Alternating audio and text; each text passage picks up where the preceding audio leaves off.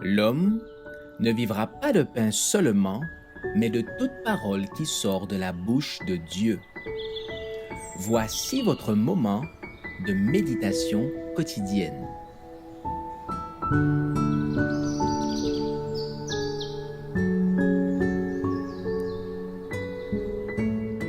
Avec Dieu, chaque jour.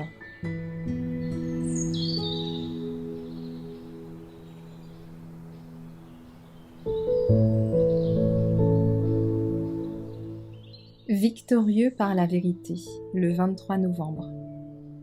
Les restes d'Israël ne commettront point d'iniquité, ils ne diront point de mensonge, et il ne se trouvera pas dans leur bouche une langue trompeuse. Mais ils paîtront, ils se reposeront, et personne ne les troublera. Sophonie 3, verset 13. La vérité et l'intégrité sont les attributs de Dieu, et celui qui possède ces qualités possède une puissance invincible. N'altérez jamais la vérité. Que le mensonge n'apparaisse ni dans vos paroles ni dans vos actes. Ne déviez pas du droit chemin.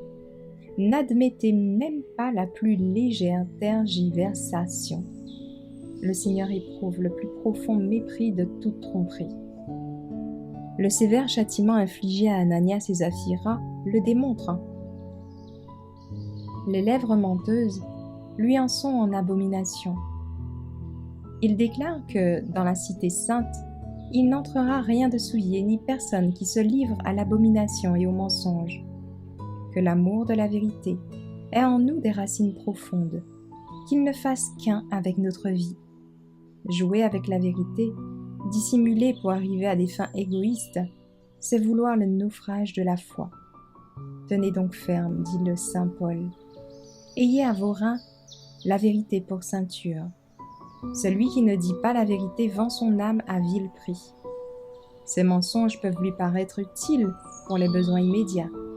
Il peut s'imaginer faire une affaire en se procurant un avantage qu'il n'aurait pu acquérir par une transaction honnête. Mais il arrive un moment où il n'a confiance en personne. Imposteur lui-même, comment se fierait-il à la parole d'autrui ?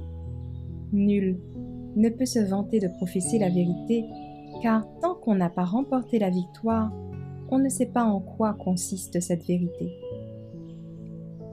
Nous ne pouvons évaluer la puissance de notre honnêteté et de notre droiture tant que nous ne sommes pas passés par la fournaise ardente de la tentation qui donne le moyen de trancher tous les cas douteux.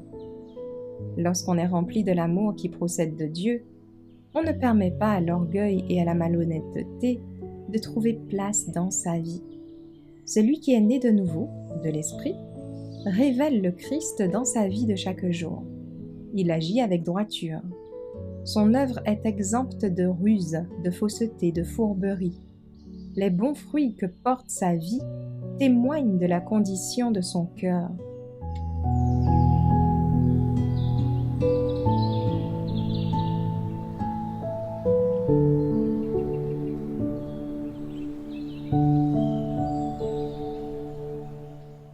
Merci d'avoir écouté cette présentation. Assurez-vous de nous rejoindre demain pour votre moment de méditation quotidienne avec lereste.org.